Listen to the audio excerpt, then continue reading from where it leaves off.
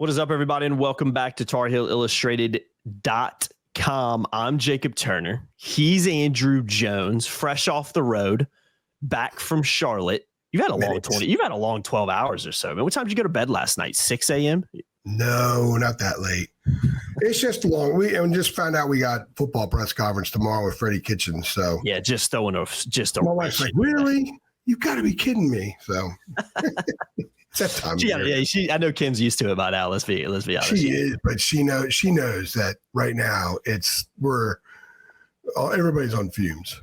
Oh, believe it, man. Yeah, with a football coach. It makes it more challenging when a basketball team that you're also covering is like what did Seth Trimble say last night? A SHIQ show. Yeah, you have to dig and dig and dig. And there's a lot of more dots to connect when a team isn't playing well than when a team is playing well. So it requires a lot more research. And I was peeling the onion last night at Spectrum Center, man. Yeah, there's a lot of that onion to peel because there's a lot of it's one of those onions where you squint like this and you're almost crying trying to do it. That's the North Carolina. It's not a sweet onion. It's one of those bitter onions.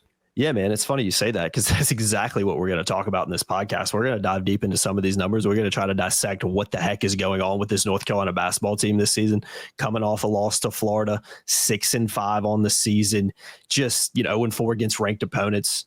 Just a bad year so far for North Carolina. Remains to be seen if they can potentially turn it around, but I think I can pretty confidently say this, AJ, if they keep trending in the direction they are, they will not turn this around. It's going to be a mighty long season for the Tar Heels. So I want to go ahead and reference the piece that you put out, inside the game, which you do for a lot of these games. It is premium content. Come on over and sign up. Links in the description below at TarHeelIllustrated.com. Just $8.33 a month. We did have an awesome promo recently. It's no longer there. Sure, we'll have some more promos in the future, of course, but go ahead and sign up. It's a great time to do so, and you get access to all this type of content. David's film reviews on our premium message boards, which has a ton of insider information on football, basketball, and recruiting. So come on over and sign up, and you'll get access to items like Inside the Game. And AJ, it was funny because I was reading it before we kind of hopped and hit record on this, and I was reading it while you were sitting there on your phone, and you can attest to this. There's a few times where I'm reading it and I'm going, ew.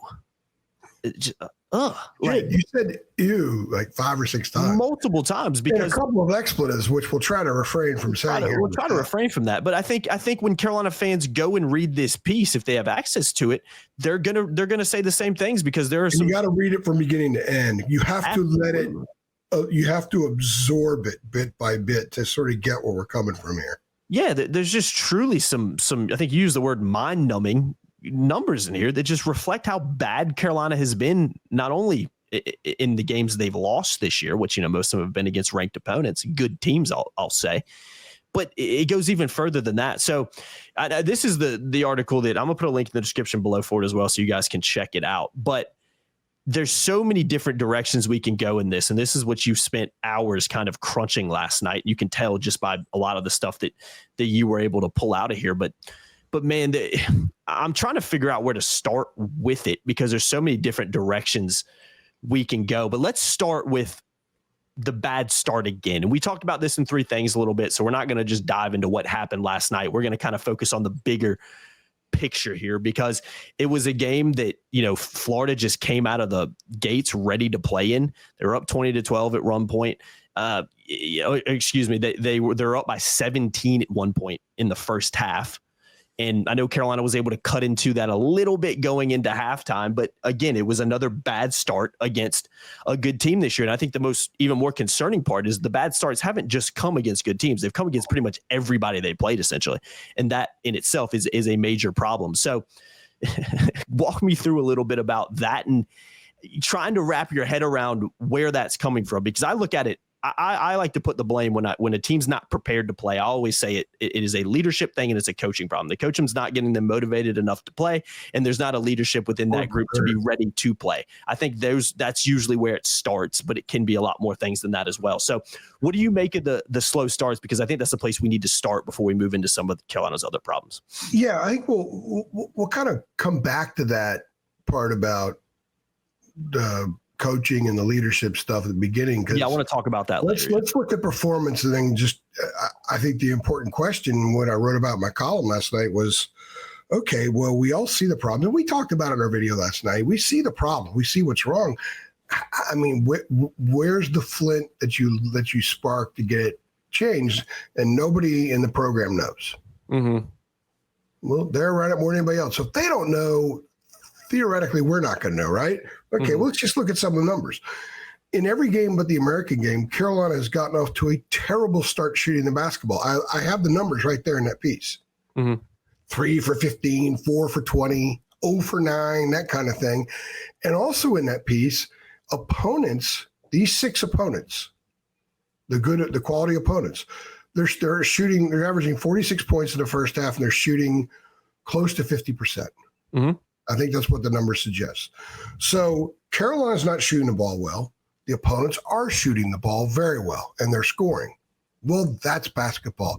And all the other things in there you could sprinkle in and see what the problem is. Why doesn't Carolina shoot the ball well? They don't run good offense. If they're not in transition, which is the only positive on this team, if they're not in transition, they're bad offensively in the half court. Teams know some of the stuff they're doing, just like Florida knew what Carolina was running at the end of the first half last night. And I'll say Tuesday night, because some people might be watching this on Thursday or Friday.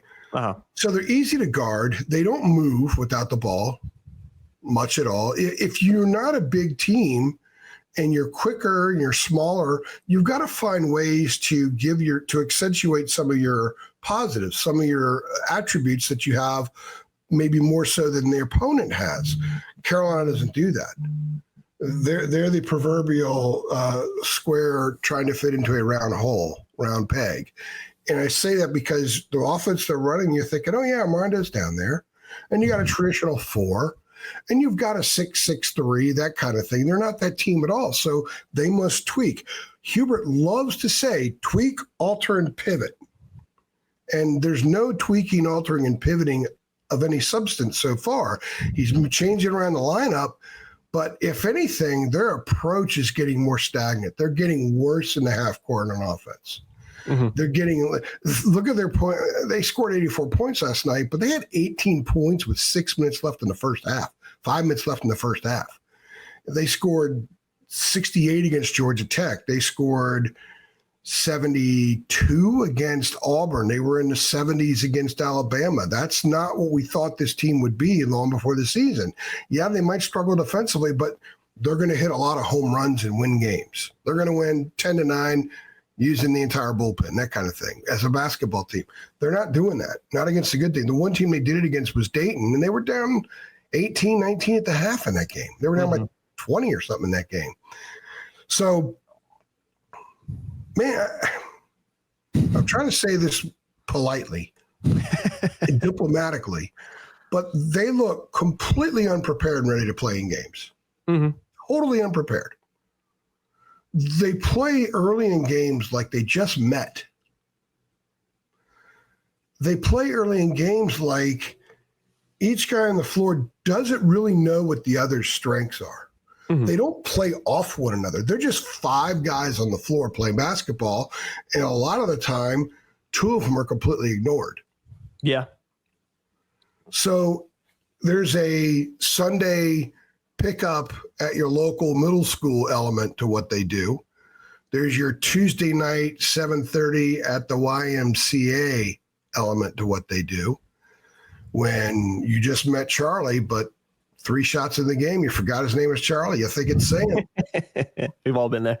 Yeah, and I'm not trying to be rude or mean or anything. That's just what they look like. They look like that on offense. They look like that on defense. They have routinely said, we don't talk on defense. There was no communication on defense last night. None. Guys they're not closing out on shooters. Guys are missing switches. Guys are not rotating over. They don't box out. Mm-hmm. They don't box out. When you got a 6'6", 175-pound 4-man, he's got to lay a rear end in and box out. And maybe he just can't clear a guy out. But Drake Powell struggles at the 4 because he cannot defend the 4. He cannot rebound as a 4. He's a really good weak-sided long rebounder. He's a great rebounder for a 3, I think, but not a 4. He's a really good defender as a 3, but not a 4. So he's completely playing out of position. I think we've gotten to a point now watching this team and seeing all their different prongs. Maybe you put Tyson back in the starting lineup. Because you need at some point for him to get going against a good team. That's almost one of your only hopes you have remaining to actually improve as a team. 2, Todd Golden, the Florida coach, said last night they were worried about RJ and Tyson going on. Mm-hmm. So when Tyson was on the floor, they defended him and some stuff opened up. So if nothing else, teams have to honor him because they'll see the LaSalle game on tape, and coaches don't care that it was LaSalle. They saw that the intent, that they achieved the intent, and the intent was get him the ball and he's going to score. So he's going to do it against a power conference team at some point. You don't want it to be you, so you got to have to guard him. So it opens some stuff up. Maybe you start, Ian, and just go really small and just try to run teams ragged, and press. This team's actually had some success with the press at times. Yeah. They have more steals than Hubert's previous 3 teams are able to get into transition, figuring out a way to do that. If you're not going to win the rebounding battle, if you cannot defend the rim, you can't protect the rim, then make it difficult for the ball to get there. Mm-hmm. Extend your defensive ball pressure. Stay on guys. Don't switch so much. Roy Williams hated switching. One of his favorite players he ever coached was Wes Miller. You know why? Because Roy will tell you today, Wes Miller is the greatest player he ever coached at getting over a screen. He didn't go under it. He went over it. And he was a ball hawk. This team misses all that stuff. They're not getting over screens. They're not closing out on shooters. They're not boxing out. They don't run an offense with any movement. They're not taking advantage of their strengths, and they don't seem to be connected on either end of the floor. Mm-hmm. That sounds like the kind of team that plays on Tuesday in the ACC tournament. And right now, that's what we've seen. I know they played a really tough schedule, but that exposes who you are. Yeah. There are some teams around the nation that are playing dogs one game after another. They don't know who they are. They think they're good. They have a false sense of security. I think it's the other way around for this team. I think that they are a club that lacks confidence right now. They're questioning things. RJ, I said it last night in the 3 things, my conversation with him, and he's a giant shrug of the shoulder. They all are. Yeah. And that's a problem. I mean, again, Hubert Davis a lot saying, I don't know. That's a problem too. And just to illustrate what you're saying a little bit more about these slow starts, let me run through some numbers from the piece. Alabama behind 13 in the first half. Michigan State behind 14. Auburn 21-6 at one point. Let's see. To start the game. Yeah. Let's see what else. Kansas trailed by 20 in that one. Even Elon, 19-17 in the opener, trailed in that one. American trailed 18-13 in that one early. So, and there's more I could run through, but this is a team that, again, like we're illustrating here, and those numbers show you, that starts the game slow. And not only do they start the game slow, well, people are saying, well, why are they starting the game slow? Well, I'd say one of the most important things in basketball is what, AJ? Probably putting that little round ball in that little round basket, right? It's kind of the whole point of the sport and why you play it. Well, let's look at some of the numbers from that. You're looking at Florida. Carolina started the game 1 for 9 from the floor. They didn't hit a throw. They 0 for 11 from 3. They were 4 for 20 last night, too. To 1 start for 9, the game. 4 for 20. That's, AJ, that's stinky. That's very stinky. And if I'm going to go through some more numbers, let's see. Elon, 6 for 15. Kansas, 9 for 28. Hawaii, 11 for 26. Dayton, 7 for 18. Auburn, 4 for 13. Michigan, 0 for 9. These are what they started the game. Alabama, 5 for 17. I could go on in this, and I'm not going to keep listing. There's more games I can go through. But I think American is the only game they shot well early. Yeah, Georgia Tech, 4 for 15. LaSalle, 1 for 7. I mean, it's these numbers right here that illustrate, okay, not only is this team not really looking like they're prepared to play, but they're also not hitting shots. Why are they not hitting shots? Probably because they're not ready to play and they're not showing that intensity. And I talked about this in 3 things, AJ, but last night was one of the bigger indicators of the thing that's lacking to start this game, is because I said it. I think you saw them come out in the second half like a team with their hair on fire. And what does that mean? Okay, well, to me, they played with more intensity and they played with more effort. And what did that result in? That resulted in a better product on the court. That resulted in shots going in. That resulted in this team getting out in transition, which is one of the few strengths that it has. This results in more ball movement. This results in guys hitting more, harder contested shots and also getting better looks they're going to knock down. So all this plays a factor. If Carolina could start the game like they've started a lot of these second halves, I think we're having a little bit of a different conversation right now. Not a completely different conversation, because I think this team has issues that playing hard doesn't necessarily fix, but it definitely makes this team a heck of a lot better. Because I mentioned this to you off camera, AJ. I think one of the most mind-boggling and one of those baffling things about this team is we've seen this team play absolutely fantastic basketball to start the second half against Florida, Kansas game in the second half.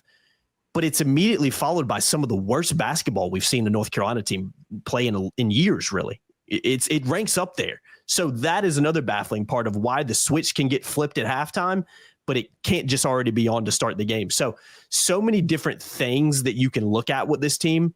But I really think if you dumb it down this specific thing, if Carolina can start the game better, play with more intensity and effort for 40 minutes, or at least the majority of that 40 minutes, I think that the ceiling of this team goes up. It doesn't fix everything, but I think it fixes a heck of a lot. Am I maybe I'm in the minority on that, but maybe that's an oversimplification, but I genuinely think that would fix a lot of the problems that they have. Yeah, but if you're soaked and covered in mud, you just don't snap your fingers and you're walking through a daisy field fresh out of the shower with a clean set of clothes on, if you know what I'm saying. No, yeah, you have to clean up. Yeah. You have to go through that process of cleaning up to get to that point, and they don't know where it begins. They don't. Do I jump in the shower first? Do I bathe with the clothes on? Do I wash the clothes? I mean, I'm using an analogy here, but they don't know what to do first. They don't know where the bar of soap is. They don't know, and I say that because they tell us they don't know. So if they don't know, then they're not going to fix it until they do. Does it require a beating by UCLA? Does it? They're going to be 6-6 possibly going into the Campbell game, 7-6 going back into ACC play, which would put them at 6-6 in the non-conference schedule. No need to even talk about how bad the league is. They're honestly, the road games in league play right now, they got to go to Louisville in 2 weeks. I know that Louisville's struggling a little bit, but they're still pretty decent. Yes, some they lost their starting center. They banged up, but look, they had Duke for 36 minutes. Mm-hmm. Duke's 100 times better than Carolina right now. Guess I'll say it. Is Marcus Burton healthy when they go to Notre Dame? Mm-hmm. I mean, they got to go to Pitt. No, right now, I would give them zero chance to win that game. They got to go to Syracuse, 50-50. Syracuse got some players, but they're a mess too. Yeah. They've got a former player coaching them that may last just 2 years. They've got to go to Tallahassee. They're improved, very quietly improved. They got SMU at home. SMU might be the second best team in this league. They got home and home with Pitt. They got home and home with Duke. They got home and home with State. State's not very good, but that's not going to be easy going there. They got to go to Wake. That's not going to be easy going there. Wake's got enough talent to beat them. Who's going to guard Hunter Salas? You're right, man. Chalk them up, 30 points right now. There's Virginia Tech stinks. Virginia is not very good, but they can squeeze this team to death. If they frustrate the guards, and they can frustrate them into having 6 assists on 25 made field goals with 15 turnovers and a lot of bad shots. So the problems they have right now are not going to be fixed by playing in a weak ACC. The problems they have right now are because they have these problems. They're legitimate, and they do not, based on what they've said. And I don't think that's the kind of thing you fudge on publicly if you don't know. Oh, I don't think so either. I don't know why We're going to get it fixed. These are the things we do. We're going to get it fixed. No, the coach paused 13 seconds, 9 seconds, 6 seconds, 5 seconds. I don't know. It's not sustainable. RJ Davis, I don't know. Elliot Cadeau, I don't know. Seth Trimble, I don't know. It's a shit show. Pardon my French. That's what he said. They don't know. And that right now is the theme of this team at this point in time, a week before Christmas, a few days before UCLA. I don't know. Mm-hmm. That should be a patch on the uniform. They don't know. And until they do, I don't see anything shifting course. No. And one thing that's been talked about with this, just to dive into some more of these numbers real quick before we dive on to maybe a little bit big picture coaching and leadership, what that kind of looks like, if that's an issue. I think the defensive number you have in here is very telling too, because defense has been a hot topic of conversation among this team too, about how they're just not a very good defensive team. but they can also look pretty good defensively when they look like they want to defend and play with more energy and intensity, like I've said. But just the stat that you have in your inside the game numbers, UNC had allowed 90 or more points 5 times in Hubert Davis's first 3 seasons. So it's 5 times in 3 seasons, span of 109 games, AJ, but is now allowed 90 plus in 5 games already this season. Carolina's played only 11. Now it's 5 times in 109 games, and they've done it 5 times in 11 this season. I mean, we don't even really need to talk about it. Podcast is over. We don't even need to talk defense. That just shows you how bad they've been, but obviously we need to dive into it a little bit. I'm going to go further if you'll indulge me. Yeah. What do you make of that, man? Played 22 halves, 11 games, 22 halves. Only 4 of the halves has the opponent shot below 35%. What do you make of that? Because I think about that. It's gross. 35 is bad, but it's not rotten. Yeah. Only 4 times. And they've been at 50% or higher 8 times, I think it is now, because Florida was over 50% in the first half. So 8 out of 22 halves above 50%, only 4 times below 35. The other 10, they've generally been in about the 39 to 47% range, with a lot of made threes usually, and Carolina shooting poorly, and maybe being even at best on the glass. So, it's not hard math, Jacob. No, it's not hard math at all. And I keep like referencing these facts because these are facts. We have seen this team be pretty good defensively at times. And I even thought in the second half, especially that first 10 or so minutes, you could even, I don't want to say the whole second half, but I thought the first 10 minutes or so of the second half, you saw Carolina bowing up and defending. You saw Elliot Ghetto clapping when a guy was coming down the court. You saw Seth Trimble playing a resemblance of defense that we kind of expect from him on a consistent basis. Because I've said to you, this is something I've said on podcasts many a times. Defense, sure, it's about X's and O's and it's about talent. It's about having the personnel to go out there and do it. Absolutely. Of course it is. But at the same time, a lot of what I see on defense in any sport, really, especially basketball, comes down to intensity and effort. You have to want to defend the basketball because it is a lot. AJ, you play basketball. I grew up playing basketball. I think everybody who's played knows it's a lot more fun to play when you have a ball in your hand trying to score than having to stop the other team from scoring. Some people might disagree with that, but I think that's pretty widely known and accepted. So when it comes to playing defense, there has to be a want to play defense. There's an intensity that comes with that. We saw that in spurts against Florida. It's not like we haven't seen it. The perplexing thing comes back to the whole kind of theme of your inside the numbers in this podcast really is the slow starts, the lack of intensity, the lack of effort. Why is this team not able to just come to games ready to play? Because that would fix a lot of these issues. So it's a team that what we're illustrating right now, AJ, they're not a very good shooting team. Not a great rebounding team. Maybe not as bad as some people thought they would be, but they're not a great. They're a little bit better, yeah.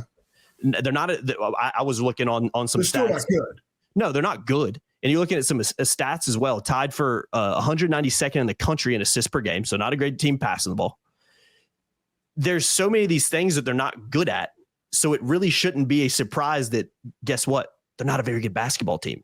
When you dive into these numbers, and this is why we brought it up in here, it's not hard to kind of understand why what the product you're seeing on the court is not very good. So let's just talk about defense for a second. What do you make of that side of the ball? Because I think this team has the potential and has the parts to be pretty good defensively, but man, they're just, I keep using the word stinky, AJ. They're not good defensively either. I think offensively you can work around not having a great low post scoring presence because of movement and screening, cutting, and using the floor. Defensively, it's harder to mask not having a rim protector. Yeah, you're absolutely right. Yeah, you're right. So there are times I thought they defended well, but then the ball got to the 4 or 5 man down low, and it wasn't a highly contested situation, and Florida was able to convert. A lot of teams have been able to convert. That's why I say you got to push your defense out further. Why not throw some zone? I think this team might be able to play a 1-3-1 zone because you extend the wings and you have the point, and you can use some of your athletic ability and bounciness with that. And you can probably get away with having a J-Wash in a zone because he doesn't have to physically battle as much. And at 6'10" with a 7'4" wingspan, if he's in the middle of a 1-3-1 zone, that's, that could maybe help you at times. That could give you – that's not a bad kind of guy to have in that position. Then you could have whoever else is playing the 4 just kind of roll the baseline some. It's Drake McPowell would be really good at that. I think it would be a decent use of Tyson, although he wouldn't be as effective as Powell because he's not as quick. But something. Because everything that they do is just off the charts bad for the most part. But in that sense, you could try to do some things to make it a little bit easier, but they haven't tried those things. They do press a little bit and they'll trap some. I'm talking about pushing the other team, the jump ball circle in the middle of the court. Yeah. Make a team start its offense from just on the other side of that circle, on the outside of that circle, instead of from the top of the key. Because the passes are longer, you have better chances for steals, the entry pass is longer, and if the ball gets into the post, the big man's going to turn around for 11 feet instead of 5 feet. And that's a world of difference. He's going to have to kick it back out. The offense stalls some, and your guys, if they were off a little bit defensively or caught in a switch, they can regroup. They don't do that. They're a bad defensive team. They're a bad offensive team. They're not a good rebounding team. They don't start well. They have a terrible out-of-gate mojo. I don't believe – they don't look like they're well prepared. They don't look like they have very good leadership. I'm not saying those things are 100% spot on. I'm just telling you what the appearance is, and also a gauge that we get just having to be around the team as we are and getting a vibe on things. There's a lot that needs to be fixed, and I'm going to go back to what we said a few minutes ago. We are being awfully redundant here, and we aren't going to be moving forward in this show. But if they can't put a finger on it, if they can't find where the leak is and plug it up, then it's just going to keep leaking, and it's going to get bigger and bigger and bigger. Yeah. The easy part is identifying what this team's not very good at. That's not that difficult to do. The hard part and the task ahead for Hubert Davis and his roster is finding out a way to fix it and turn the ship around, because it is headed in a wrong direction right now, to say the least. I want to talk. Yeah, I want to talk about that in 1 second, but I want to ask you one more thing. You hinted on this because this is the narrative this year, Edge. You know this. I don't have to tell you. People listening know this. The oversimplification, I think, with this team, and there is truth in it, is, well, if they just would have got a dominant big, they'd be fine. I don't think it's that simple. In fact, I'm pretty confidently I can say I know it's not that simple. Do I think it helps in certain areas? Yeah. Do I think it would help massively defensively?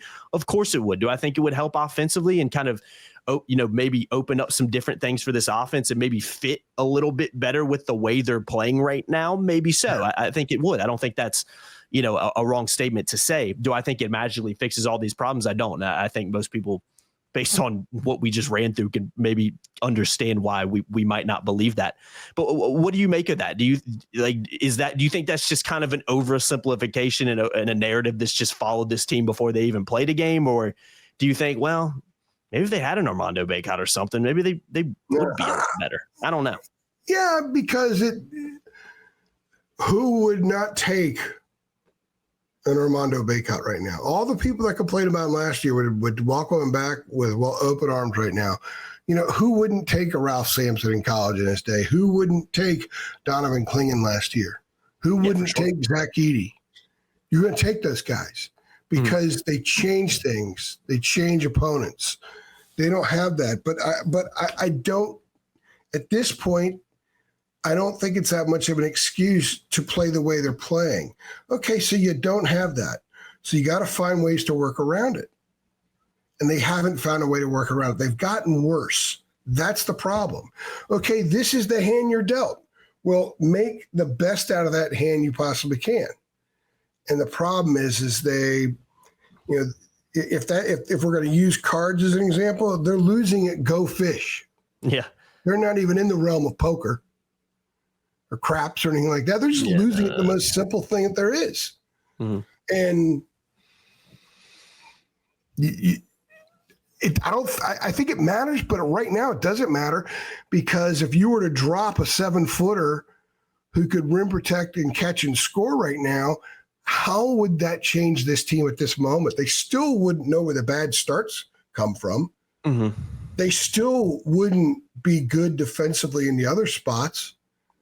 They still would have some of the issues that are are slowing them down. It's like each game they accumulate another ankle weight from a basketball sense. They're getting worse, not better. And I know they played some good teams, but that's why we can say this, because they're being exposed.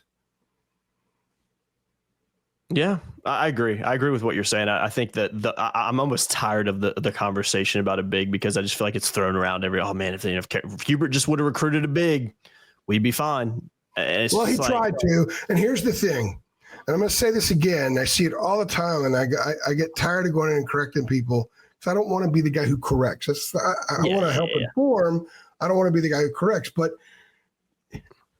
if you're Hubert Davis and a guy comes to you in the portal, a big, and his hand is like this and not like that to shake it when you first meet him, Hubert wasn't going to take that guy. Yeah. And so I don't blame him for that. Carolina had the NIL for some guys, and moving forward, it's going to have the NIL. The same thing's going to happen in basketball that just happened in football. Trust me. I know for a fact. The money's going to be there, but there's been money there. But Hubert was not going to take the guy who came in like this instead of like that. Period. Whether that's wrong of him or not, that's what happened. Yeah.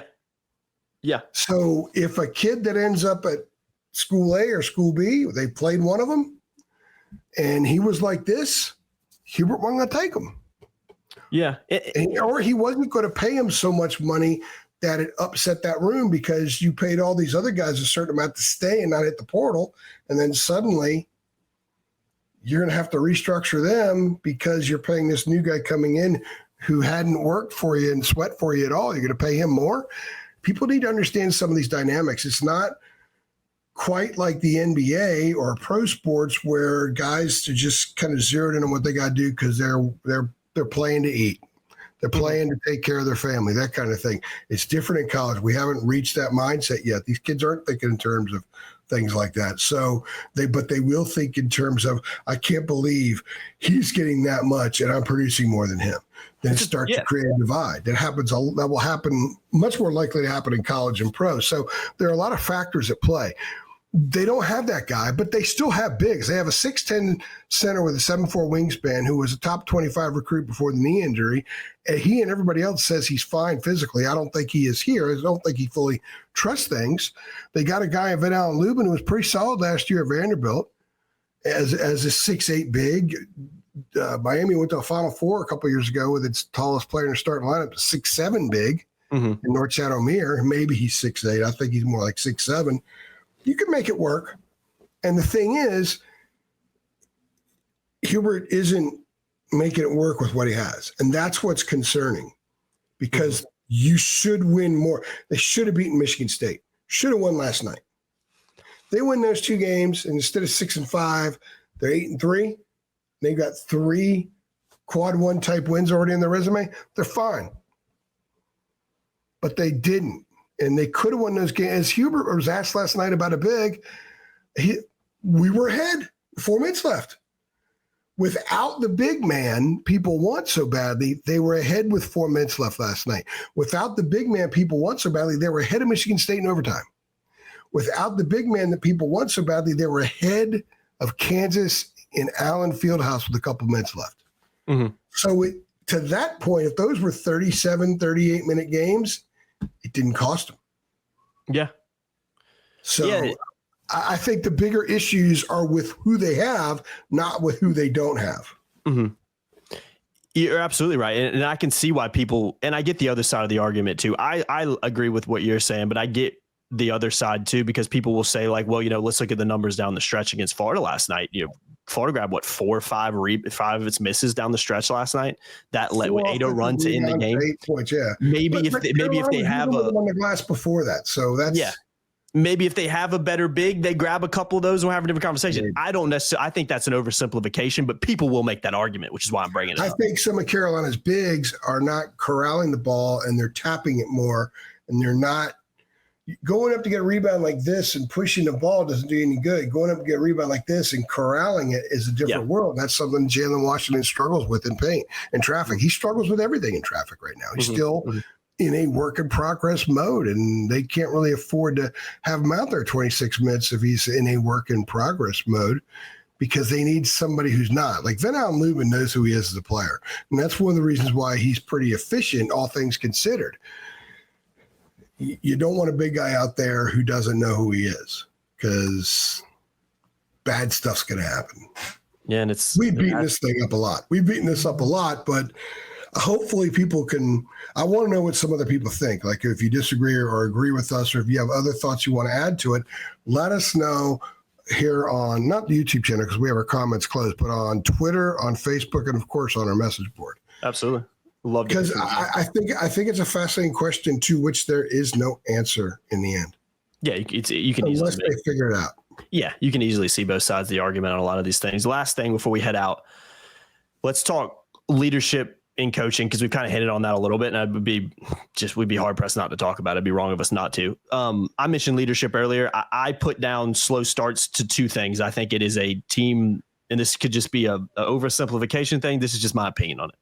When I look at bad starts in a team not being ready to play, I look at it from a leadership perspective, because AJ, this is professional sports at this point, man. These kids are making a lot of money. It's different than it used to be, as AJ slams a 5-hour energy for probably the second time today. First one time today. Second one, say strawberry pineapple. It's actually pretty good. I thought of you last night. Side note, I went to Costco last night before the game. First time I'd ever been to a Costco, which is crazy. Really? First time. I mean, I think maybe I've been to a BJ's and places like that, but I've never actually been to a Costco in living memory, at least. And they had the Kirkland Signature brand, which is the Costco brand of 5-hour energies, just a huge box of it. Wouldn't touch it. And I told my wife, I was like, man, I need to get AJ a box of these. And that, in my head, I was like, nah, he wouldn't drink it. They have at Sam's. They have at BJ's and Sam's. Yeah, you're a 5-hour energy loyalist, AJ. I know you wouldn't drink that Kirkland Signature BS. I wouldn't drink none of that. What I don't want none of that root beer. Is that what that line was? Good price.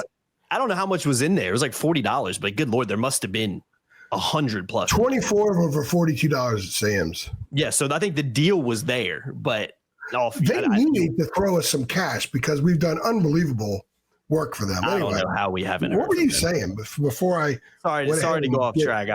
I had to. I'm sorry, I had to, because I got to get to the finish line today.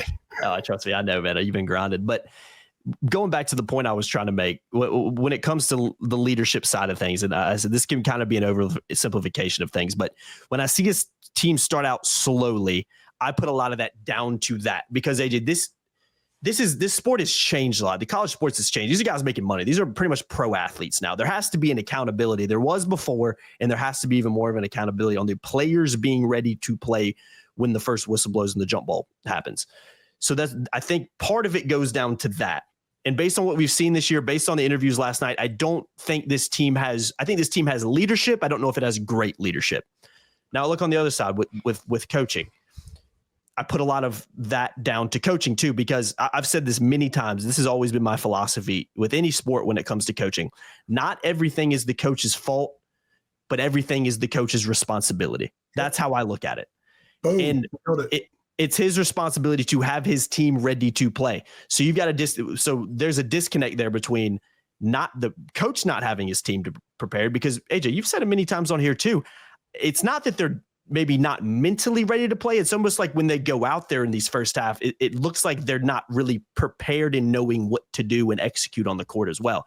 And also put it down to the players having to take responsibility for that and be ready to play and show up, like I said, when the jump ball happens. So what do you make of the leadership side of this team? And again, you can funnel that into the coaching side, because leadership is also a massive part of coaching. It's not just a part of the player side. I think on-court leadership can only get you so far if there are other bigger problems. Mm-hmm. Leadership often is that end piece that gets you over the hump and makes you a contender. Like, I don't think Carolina's team last year was so uber talented that they're 1C just because look at them run out on the court. They had really good leadership last year, and they had a great edge, and that got them through some tough stuff. Fanny smackers. They had fanny smackers, no doubt. And there had guys that, they had fanny smackers and water cooler kickers and everything else, right? That's good. You need to have some of that. Right now, there are times where the head coach needs to be the leader. And the head coach doesn't have the answers right now. He looked puzzled last night. Mm-hmm. He looked like a guy who is I just don't know what to do right now. We've all been in situations like that in life where something's going on. We have no idea what we're supposed to do to fix it. It just so happens that for Hubert, it's happening in a famous basketball program, a fabled program on a massive stage with an awful lot of people watching and complaining. And what I've noticed, a couple of us in the media were talking about last night, what we have noticed is that the level of vitriol and lack of belief in where Hubert in the basketball program is right now is reaching the level it reached with Mac at 70-50. So 70-50 happened in football, and very few Mac defenders believed anymore. Hubert's losing the belief of a lot of people. It's not just because they're losing. It's how they're losing. How can you consistently come out just not ready to play? That's on somebody, so it's got to be at the top. How can you come out and just not defend and make no adjustments to defend in the first half? How can you come out and, yeah, guys are missing open shots and the coach doesn't shoot the shots, but maybe you don't need Drake Powell taking 3 3-pointers in the first 4 minutes of a game, and that should be communicated to him. Maybe he shouldn't be starting anyway. He has not done much since he got put in the starting lineup. I think that was a panic move by Hubert, and it's not working. They don't really have a 4. Maybe you go back to Jay Witt. Maybe you start Cade Tyson simply because the floor is stretched some. Even if he's not hitting shots, he has to be defended, so it opens up some space a little bit more. The help side's not as close as it is when someone else is out there. Mm-hmm. Got to do something. I mean, he's tried things. He's tried some rotation things, but structurally they haven't changed anything. Mm-hmm.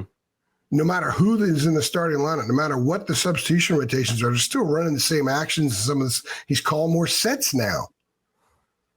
That was a straight up offense they ran at times last night, and it didn't really work very well. Defensively, they're not changing things up. They rarely pressure and trap. They need to do that more. I think going to full court pressure, like a hit with pressure and dropping back into a zone for a little bit would maybe throw a team. When Florida's on a 28-10 run, there wasn't one attempt to tweak the flow of the game, the drumbeat of the game in any way, shape, or form last night. You know, RJ's not going to call timeout and say, guys, let's go to zone. Seth's not going to scream, zone, 2-3, 2-3, and they go to 2-3. That comes from Hubert. Mm-hmm. And a lot of people are concerned that some of those things have not happened. He's not made some of those decisions, and I think it's justified criticism. Oh, yeah. I do. Hubert's entering in a very difficult situation here. This is a school in which its AD had no problem firing the best football coach in school history and a freaking legend. Mm-hmm. He had no problem doing that. And they had no problem blowing things up what once was to charter a new course. Don't think for a minute that can't happen in basketball. So these are very important games for head coach who right now appears to have no answers because he says he has no answers. Yeah. Now, if he does have the answers and he's not telling us, I think Saturday at MSG would be a good time to tell us. You know what I mean? Yeah. Because he's losing the base. Mm. And it's not lost on. I have a different timetable for when I make determinations about coaches because I have to be uber responsible because there's a lot of accountability. I have to deal with people. I had a nice little chat with Hubert after we talked to him in the hotel the other day because he and I grew up in the same area. I think Hubert's a wonderful man. He checks all the boxes of life principles and the kind of mentor leader you want your kid to be around. I can see why people want their kid to go play for him. But right now, he's not doing a good job with this team. And I think he knows it because he's frustrated because he's trying stuff and it's not working. So nobody knows that more than he does. But it's also his job to climb out of that cave for a moment and take a different view of things and maybe walk back in and restructure some or seek counsel because he says he doesn't know. The players say they don't know. Well, until they do know, nothing's going to change. Yeah, you're absolutely and that's on right. him. And that's on him.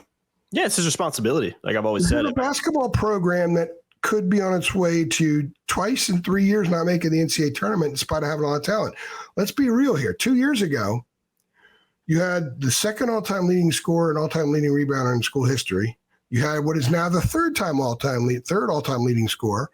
You had Caleb Love, who hit one of the biggest shots in school history and was Pac-12 Player of the Year last year.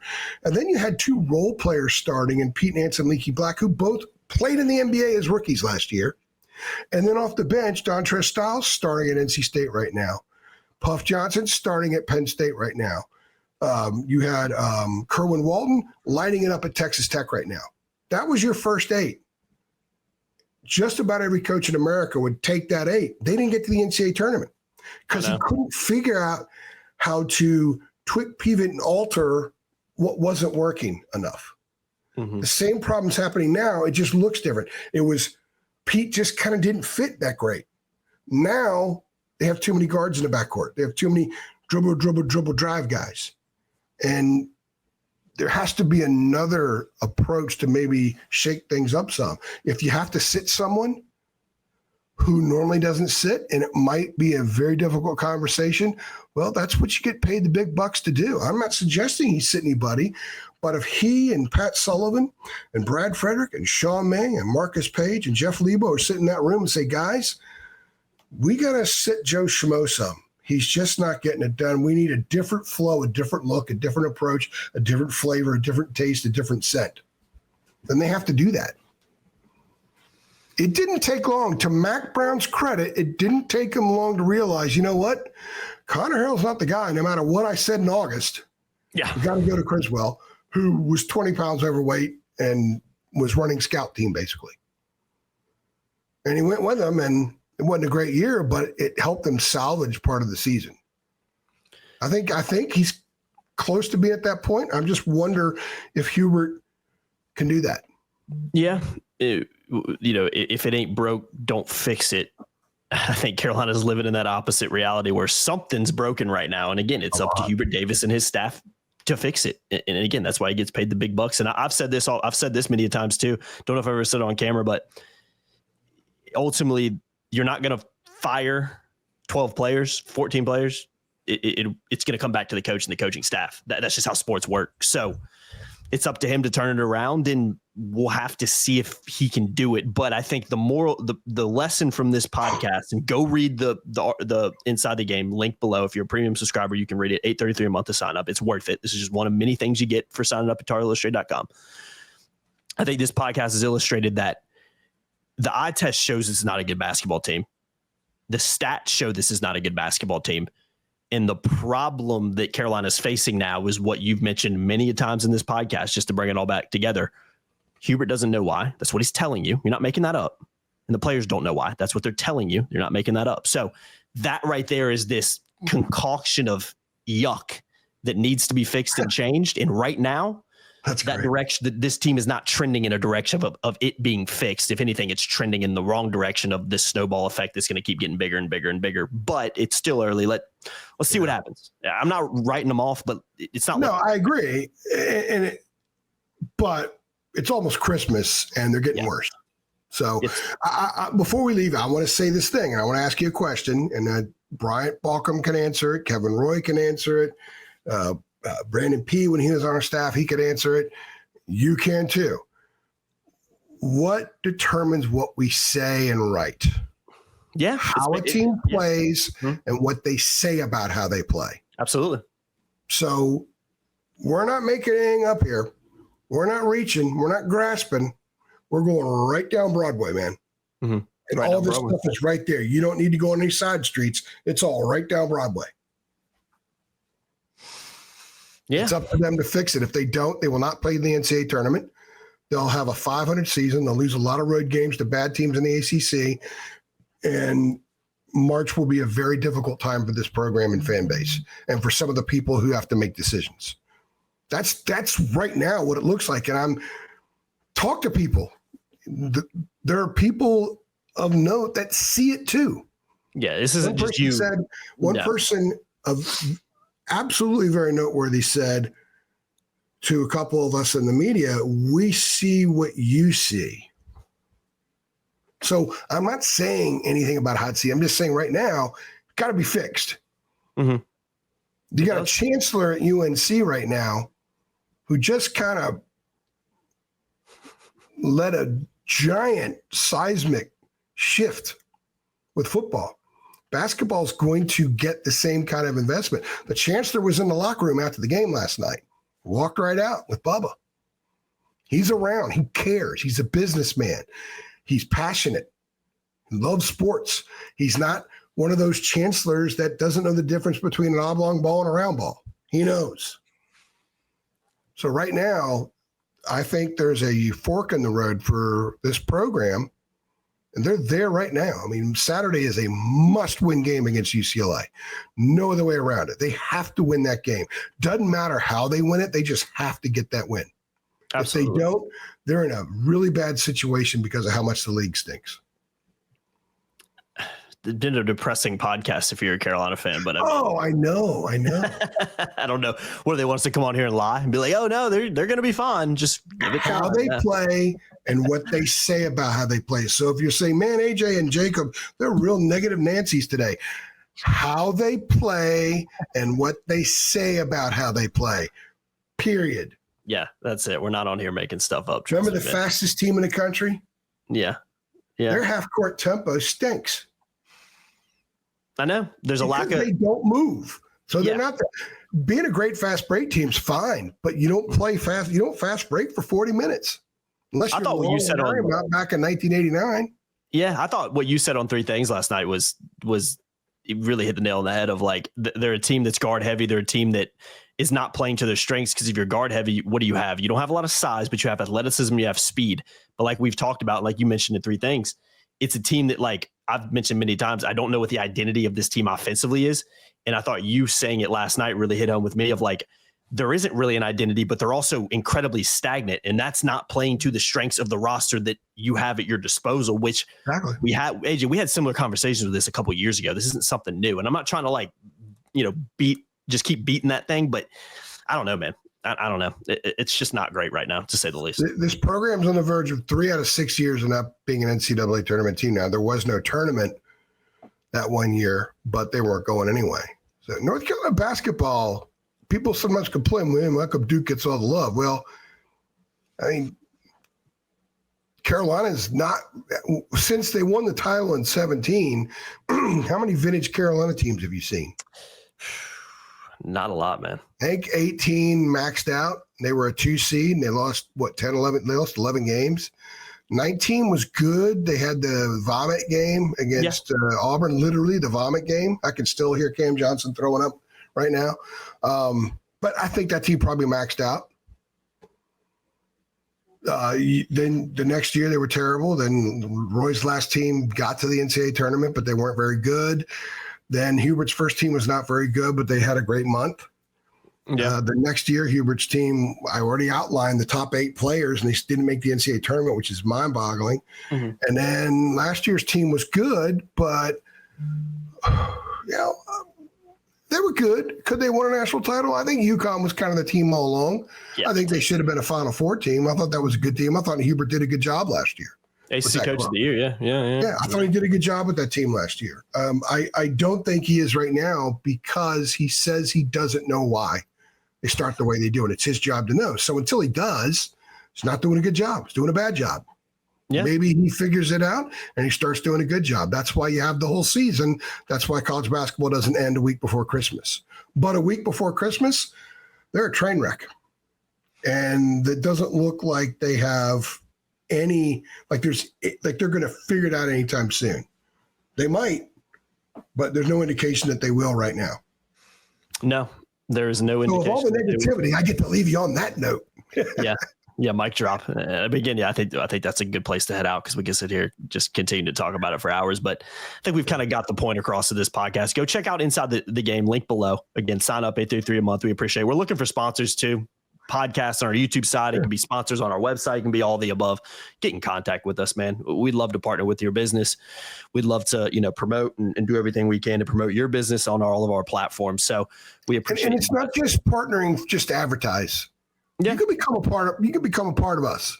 Yeah, 100%, man. You can be an insider too. You become a part of us, and we could really we could be unique, be creative, and and how we pitch your business and get your brand out there, and you can help us at the same time.